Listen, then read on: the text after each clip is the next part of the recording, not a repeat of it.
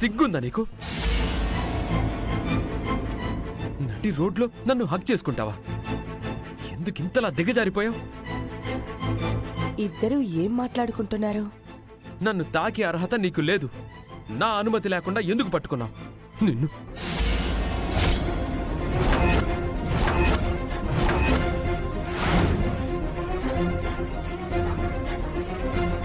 ఈ తొందరపాటు వల్లే అపార్థాలతో అనుమానాలతో నీ మతి చెడిపోయింది.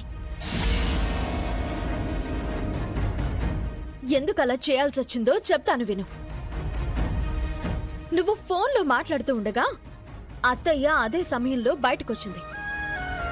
నేను నిన్ను కవర్ చేయకపోయుంటే ఈ డ్రెస్ బయట పడిపోయుండేది. నేను సరైన సమయంలో రాకపోయుంటే నువ్వు చేస్తున్న ఉద్యోగం గురించి తెలిసిపోయుండేది.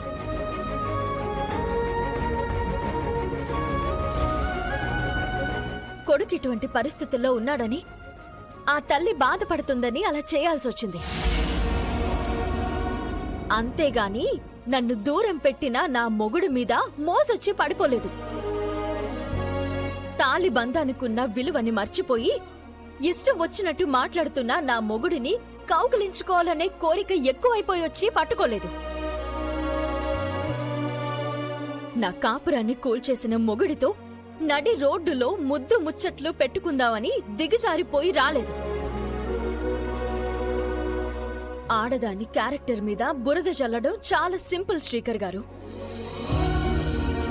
అదే ఆడదేదైనా అంటే మగాడు తట్టుకోలేడు.